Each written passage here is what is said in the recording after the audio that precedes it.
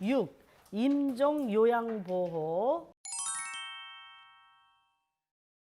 그래서 임종에 대해서는 국가고시에 한두 문제 정도 나오긴 해서 핵심 중요한 것만 선생님한테 말씀드리겠는데요. 2019년도에 개정판에 새로 나온 것이 있어요.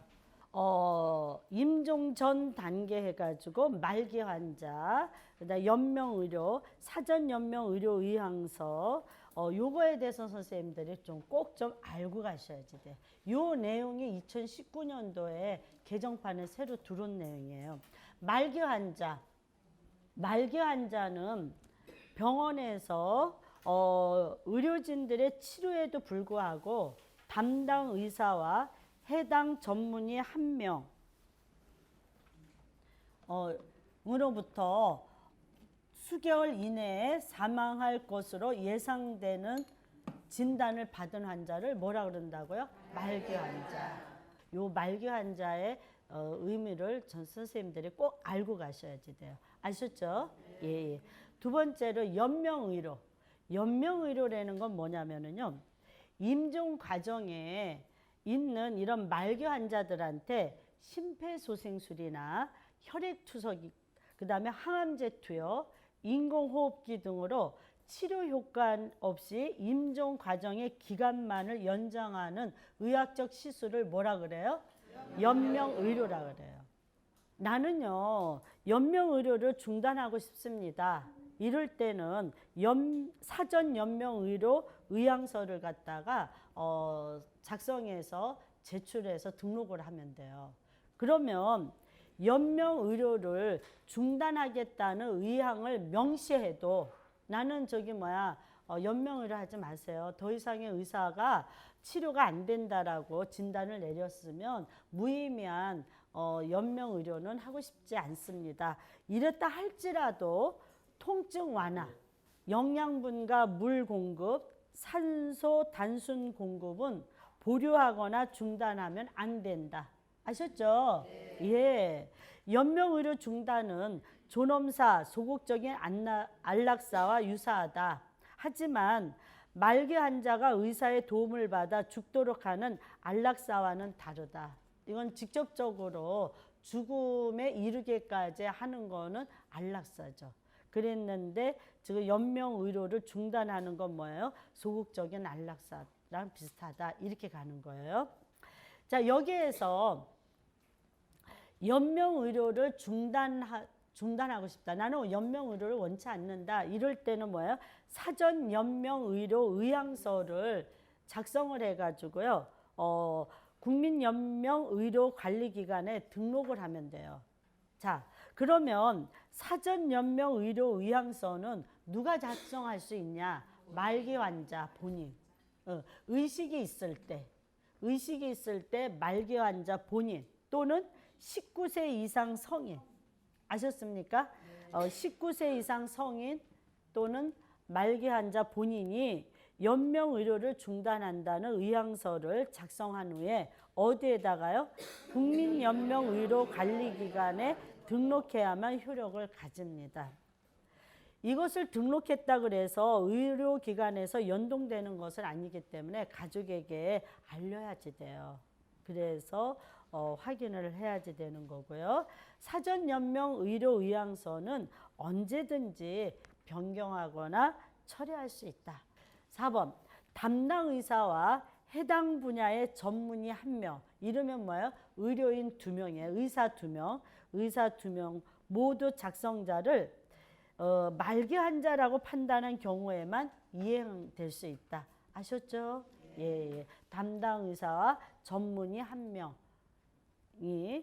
이분은 말기 환자라고 판단한 경우에만 이행될 수가 있습니다. 자, 임종기란 치료에도 불구하고 회복되지 않고 급속도로 증상이 악화되어 사망이 임박한 상태를 뭐라 그래요? 임종기라고 한다.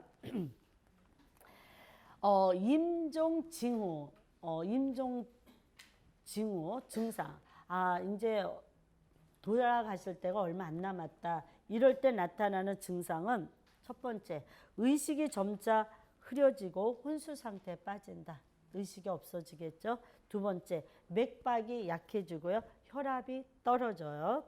3번, 숨을 가쁘고 깊게 몰아쉬며 가래가 끓다가 점차 숨을 깊게 천천히 쉰다. 그래서 체인스톡 호흡 이렇게 얘기해요. 그러니까 가슴으로 얕은 호흡을 해요. 불안정하고 얕은 호흡. 4번, 손발이 차가워지고 식은땀을 흘리며 점차 피부색이 어떻게 돼요? 파랗게 변한다. 5번, 항문이 열리고 실금과 실변을 하게 돼요. 그래서 임종 직전에는 기저귀를 갈아드려야지 돼요. 자, 임종 적응 단계 5단계 가끔 이제 시험에 거론하고 있어요. 첫 번째가 뭐예요? 부정. 두 번째가 분노. 세 번째가 타협. 네 번째가 우울. 마지막이 수용. 이렇게 가요. 자, 그러면 각각을 갖다 볼게요. 부정 단계에서는요. 부정과 고립의 단계로 자신의 병에 충격적으로 반응하며 이를 사실로 받아들이려 하지 않는다. 두 번째로 분노 단계에서는 자신의 감정을 반항과 분노로 표출한다. 주변의 불만스러운 면만을 찾으려고 하고 불평을 하면서 주위로부터 관심을 끌려고 한다. 주위 사람들하고 단절한다. 이게 아니에요. 아셨죠? 시험 문제 지문에는 간혹 이렇게 나와요. 분노, 주위 사람하고 단절한다. 이렇게 아니라 어떻게 되냐면 불평을 하면서 그 다음에 주위로부터 관심을 끌려고 그래요. 나 열심히 살았잖아. 그렇죠? 근데 내가 왜 죽어야지 돼요? 나 진짜 나 위해서 산 게 아니라 식구들에서 열심히 헌신하면서 살았잖아요. 알잖아요. 이러면서 주변한테 뭐예요? 불평을 하면서 관심을 끌려고 한다. 아셨죠? 여기에서 주변 사람들하고 단절하려고 한다. 이렇게 가면 안 돼요. 예. 세 번째, 타협에 가면은 어떻게 돼요? 피할 수 없는 상황에 처해 있음을 인지하고 제3의 길을 선택한다. 제3의 길을 선택한다. 그러면서 비이성적인 요구가 어떻게 돼요? 줄어든다. 밑줄 자. 있죠. 비이성적인 요구가 줄어들면서 제3의 길을 선택한다. 우리 저기 뭐냐면 막내딸 시집갈 때까지만 살게 해주세요. 이러면서. 그 다음에 이제 네 번째 단계에서 우울. 자신의 슬픔을 더 이상 말로 표현하지 않는다. 선생님, 우울 단계에서의 증상이 뭐예요? 말이 없다. 말이 없다예요. 아셨죠? 자신의 감정을 표현하도록 그냥 두면 돼요. 그러면서 혼자 있게 하지 말고 뭐예요? 옆에 가만히 있어주면 돼요. 그래서 이 대상자도 함께 슬퍼하고 곁에 있어줄 사람을 필요로 한다. 이렇게 가는 거예요. 자, 수용 단계에서는요. 체념하고 죽음을 받아들이는 단계. 마지막 정리의 시간이 된다. 이렇게 가는 거예요. 아셨죠? 그래서 시험 문제 또 어떻게 나왔냐면요. 다음 중 인종 적응 단계로 연결이 옳은 것은 하면서 부정 단계하고서 옆에 비고에 나온 것 같이는 의사소통식으로 이렇게 연결이 됐어. 서로 바르게 연결된 거는. 자, 부정은 뭐예요? 아니야, 나는 믿을 수 없어. 이렇게 가는 거죠. 아니야, 나는 믿을 수 없어. 이게 뭐예요? 부정이죠. 근데 분노에서 선생님들이 많이 헷갈려 해. 분노에서. 표준규제 어떻게 나와 있냐면요. 나는 아니야. 왜 하필이면 나야? 이렇게 가요. 그러니까는 앞에 나는 아니야 하니까 이거는 뭐냐? 부정이다. 이렇게 간다니까요. 아셨죠? 이거 밑줄자 현관패. 별표. 이거 꼭 좀 구분하세요. 나는 아니야. 왜 하필이면 나야? 이렇게 가면 어디로 간다고요? 분노로 가는 거예요. 아셨죠? 근데 앞에 나는 아니야 이랬다고 부정으로 가는 케이스들이 많고 지문에 그렇게 나오는데 그렇게 하시면 안 된다는 거. 타협에서는 뭐냐면 우리 아이가 시집갈 때까지 살게 해주세요. 이렇게 가고요.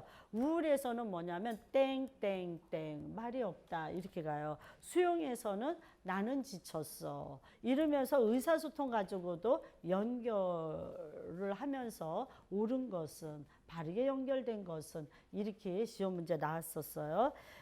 자, 3. 임종 대상자 지원 및 가족에 대한 요양보호 중에 1. 신체 정신적 변화에 대한 요양보호. 이것이 표준교재에는요. 쫙 이렇게 나왔는데 이거를 제가 표 한 장으로 정리를 쫙 했어요. 이거 가지고 여기에서 시험 문제가 종종 나와요. 어떻게 나오냐면 임종시 증상이 이렇게 나와. 그러면 그 증상에 따른 요양보호사의 돕기 방법은 이렇게 돕기 방법에 대해서 시험 문제가 자주 나왔어요. 아셨죠? 자, 그래서 호흡 양상 변화가 있는데 호흡 양상 변화는 호흡이 불규칙하고 무호흡과 깊고 빠른 호흡이 교대로 나타난다. 자, 호흡에 대해서 나오잖아요. 호흡에 대해서 나오면 무조건 뭐야? 상체와 머리를 높여준다. 이렇게 가는 거예요. 연하게 가습기를 켜둔다. 자, 두 번째로 배액 기능의 변화로 가슴에 돌 구르는 것 같은 가래 끓는 소리가 난다. 가래 끓는 소리가 난다. 그러면 뭐야? 고개를 옆으로 돌려준다. 이렇게 가는 거예요. 아셨죠? 대상자의 고개를 옆으로 돌려준다.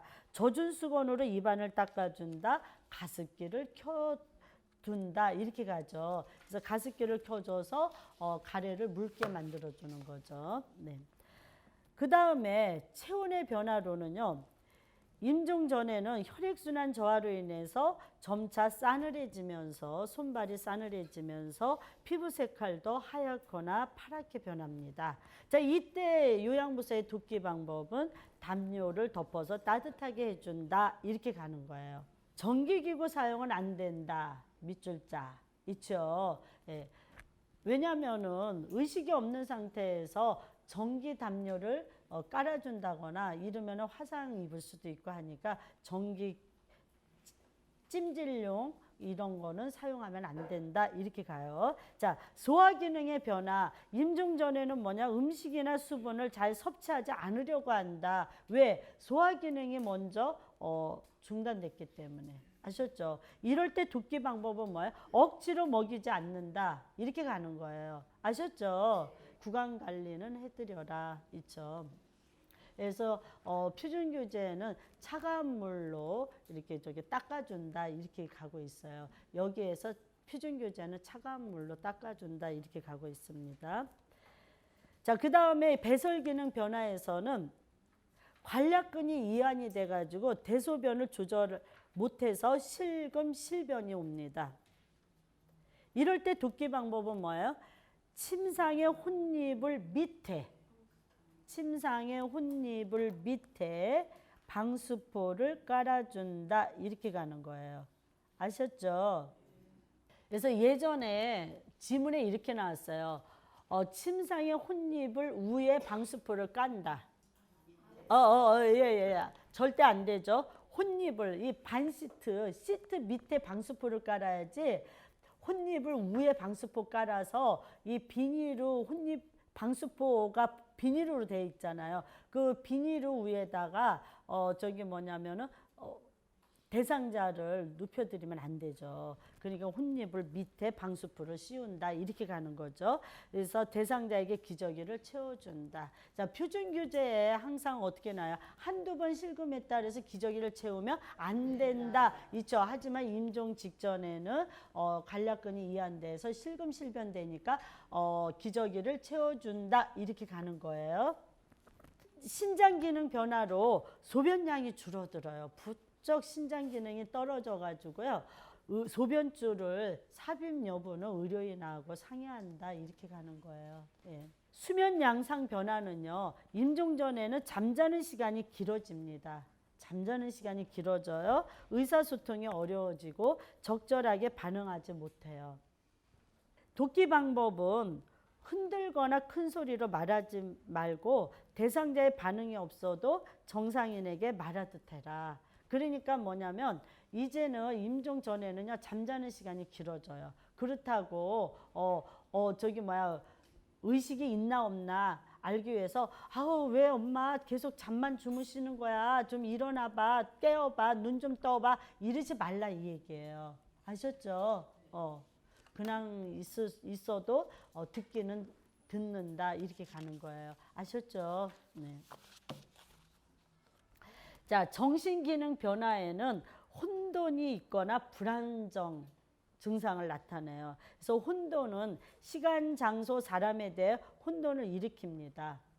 이럴 때 돕기 방법은 뭐냐면요. 묻기보다는 내가 누구라고 밝혀주는 것이 좋다. 지금 약 드실 시간이에요. 약 드릴게요. 이런 식으로. 자, 불안정. 뇌 산소 공급이 부족하고 신진대사 변화로 인해 불안정해서 같은 동작을 반복하고 막 허공을 갖다 손으로 이렇게 막 흔든다든지 뭘 잡으려고 그런다든지 이럴 때는 뭐야? 반복 동작을 못하도록 하지 말고 대상자의 이마를 가볍게 문질러 주거나 책을 읽어주거나 차분한 음악을 들려준다. 이렇게 가는 거예요. 자, 임종이 가까운 대상자 요양보호. 임종이 이제 임박했어요. 이럴 때는 뭐예요? 침상 머리를 눕혀준다. 호흡이 어려울 테니까요. 그 다음에 머리를 옆으로 돌려준다. 분비물이 있으면 나오도록. 용변을 보는 즉시 기저귀를 갈아준다. 혼수 상태인 경우에도 청각은 마지막까지 남아있다. 아셨죠? 자, 요양보호사는 대상자와 가족이 옆에 함께 있어준다. 옆에 있어주는 것만도 굉장히 의료가 되죠. 자, 임종 후 요양보호 이제 돌아가셨어요. 운명하셨어요. 자, 그러면 1. 사후강직은 임종 후 2 내지 4시간 후부터 시작돼서 96시간 지속됩니다. 사후강직 시작되기 전에 대상자의 자세를 바르게 유지해준다. 밑줄자 현관펜 별표. 아셨나요? 자, 사후강직 시작되기 전에 바른 자세를 취해준다. 이렇게 가셔야지 돼요. 시험 문제예요. 지문에 이렇게 나와요. 사후강직이 시작되면 바른 자세를 취해준다. 시작되면이 아니라 뭐야? 시작되기 전에. 아셨죠? 사후강직은 운명하고 뭐야? 2 내지 4시간 후에 사후강직이 시작되잖아요. 부착된 튜브나 장치는 간호사 등에게 제거해 줄 것을 의뢰한다. 3번. 대상자를 바로 눕히고 베개를 이용하여 어깨와 머리를 올려 밑줄자 현관펜. 혈액 정체로 인한 얼굴색의 변화를 방지하고 입이 벌어지는 것을 예방한다. 사후 시반을 예방하기 위한 방법은 뭐예요? 머리나 어깨에 베개를 대어서 머리를 약간 올려준다요. 베개를 빼면 어떻게 돼요? 그날 이렇게 되죠. 이렇게 고개가 처지면서 어떻게 돼요? 얼굴에 혈액이 몰리면서 얼굴이 건부스름하게 변하잖아요. 이게 사후 시반이에요. 그렇죠? 임종하고 나서 적혈구가 저기 되면서 얼굴이 빨개지는 거. 건부름하게 되죠. 사후시반. 그래서 사후시반 또는 뭐예요? 입이 벌어지는 것을 막기 위해서 어떻게 돼요? 머리나 어깨 밑에 베개를 대어준다. 이렇게 가는 거예요. 아셨죠? 예. 자, 만약에 시험 문제 지문에 이렇게 나오죠.